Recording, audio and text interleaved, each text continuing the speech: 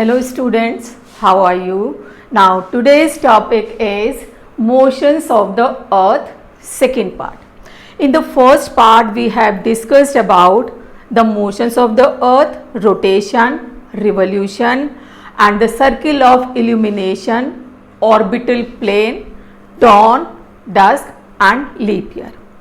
In this session we are going to study about the summer solstice, winter solstice and equinox.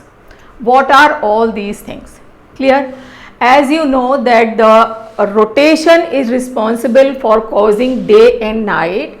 In the same way, revolution causes the change in season. So how the seasons change? Now look at the board first. This is the way of the earth in which the earth moves around the sun. The earth moves in elliptical way. Elliptical way means जैसा हमारा egg होता है, in this way the earth moves and it moves in a anti-clockwise. Anti-clockwise means in west to east, in this direction the earth moves. Clear? ये जरूर ध्यान रखना, अगर exam में आता है, अगर आपने यू सर्किल में बना दिया आपने earth, it means your diagram is wrong. Diagram wrong होगा. इसको आपको क्या करना है, इलेप्टिकल वे में you have to draw the diagram. Clear? So these are the four positions of the earth. तो first position is 21st June. Now look at the board very clearly. Now this is North Pole, this is South Pole. Now which pole is towards the sun? North Pole is towards the sun and the South is away from the sun. Clear? So the direct rays of the sun fall on the Tropic of Cancer. Direct जो rays पड़ती हैं वो Tropic of Cancer के ऊपर पड़ती है. So the portion north to the equator experiences the sun rays. Means equator के ऊपर वाला जो पोर्शन है वहाँ पे दिन होगा या सूरज की रोशनी सीधी पड़ रही है. And this is the polar area. ठीक है, पोलर एरिया देखिए, द एंटायर पोलर एरिया, ये आपका पोलर एरिया है एंड ये आपका हाफ अर्थ. तो ये area means the entire polar area experience the sun rays. It means these area experiences 6 months day. यहाँ पे लगातार 6 महीने तक दिन होता है. And the maximum heat is received by the Tropic of Cancer. On 21st June is the longest day and the shortest night. So this position in which days are longer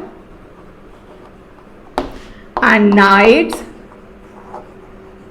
are shorter. So this position is known as summer solstice. Clear?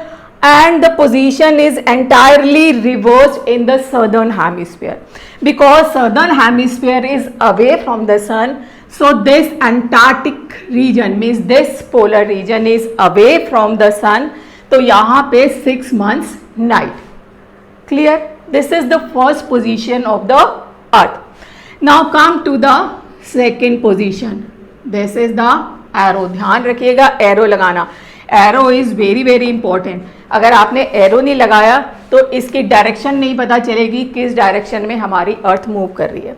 This is the second position on 23rd September. इसमें आप देखिए north pole and south pole not in the one, जैसे कहते हैं one single line of the sun rays. Means किसी में भी north pole is away and south pole is also away. तो direct rays falls on the equator. Equator पे direct rays fall हो रही हैं. सो the length of the day and night are equal on this position and this position of the earth is known as equinox. Equinox means the equal length of the day and night.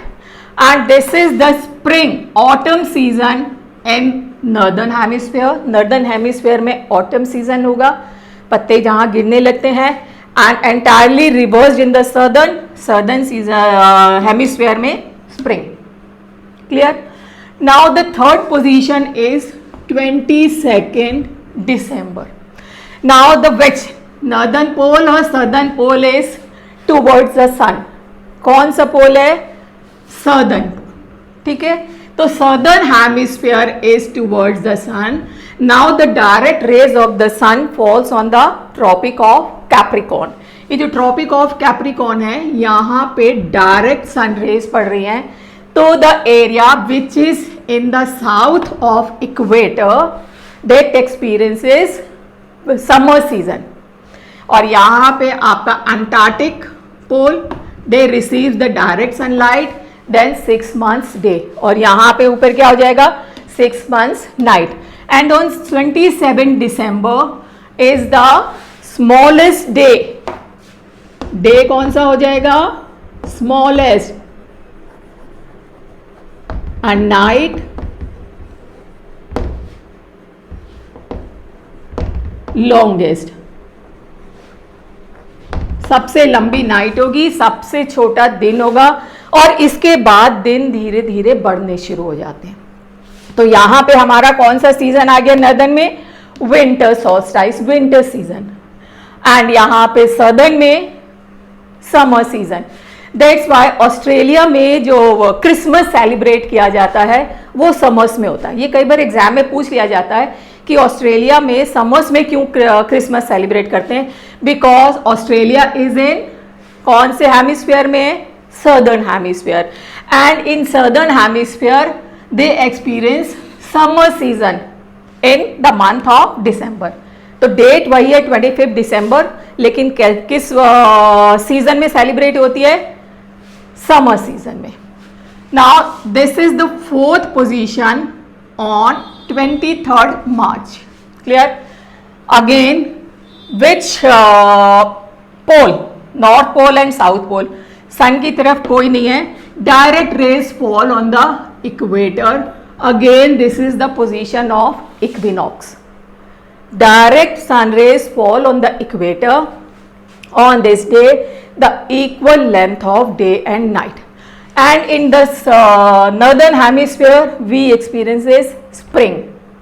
Spring means बसंत आ जाता है और नई नई पत्तियां खिलनी शुरू हो जाती हैं. And reverse in the southern hemisphere, वहाँ पे autumn. And again on 21st June the same position.